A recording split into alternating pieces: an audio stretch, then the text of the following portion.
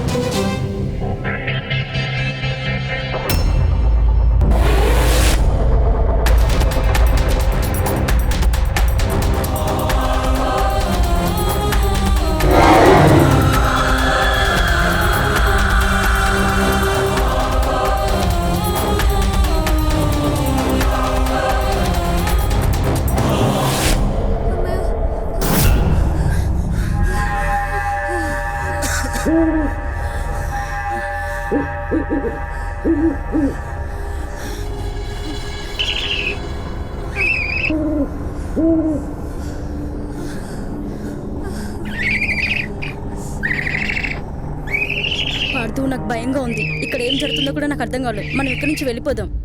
ఇప్పుడు వెళ్ళిపోతే మనం పిరికోళ్ళం అవుతాం. అసలు నిజం తెలియదాకా ఇక్కడి నుంచి వెళ్ళేది లేదు.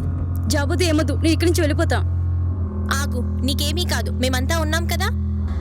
అవును, ఇప్పటిదాకా మనం ఛానల్ కోసం పనిచేసాం, కానీ ఇప్పటి నుంచి ఇంట్లో ఏం జరుగుతుందో తెలుసుకోవడానికి పనిచేద్దాం. ఇక నుంచి మనం వేరు కాదు, అంతా ఒకటే. మనం పనిచేసేది సమాజం కోసం. ఏ ఛానల్ అయితే ఏంటి? అవును పార్దు, మనం ఇక్కడికి వచ్చి ఇన్ని రోజులైనా మనకు ఒక క్లూ కూడా దొరకలేదు. మనకి వినిపించిన సౌండ్స్ మనకి క్లూ. ఆ సౌండ్స్ గురించి తెలుసుకుంటే మనకు నిజం తెలుస్తుంది.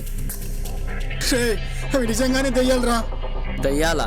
అవును, మా బామ్మకు ఫోన్ చేశా, రేపే బాబాను పంపిస్తానని చెప్పింది. రే, మనం చదువుకొని ఇంకా బాబాలని స్వామీజీలను నమ్మడం ఏంట్రా? పార్దు, కొన్నిటికి నమ్మక తప్పదు. దయ్యాలు లేనట్టయితే దేవుడు కూడా లేనట్టే. జబ్బు చేసినప్పుడు డాక్టర్లు ఉన్నట్టయితే దయ్యాలకి బాబాలు ఉన్నట్టే. జుపేష్, బాబాను రమ్మను. ఇంతకీ ఆ బాబా ఎప్పుడు వస్తున్నాడు? రేపే.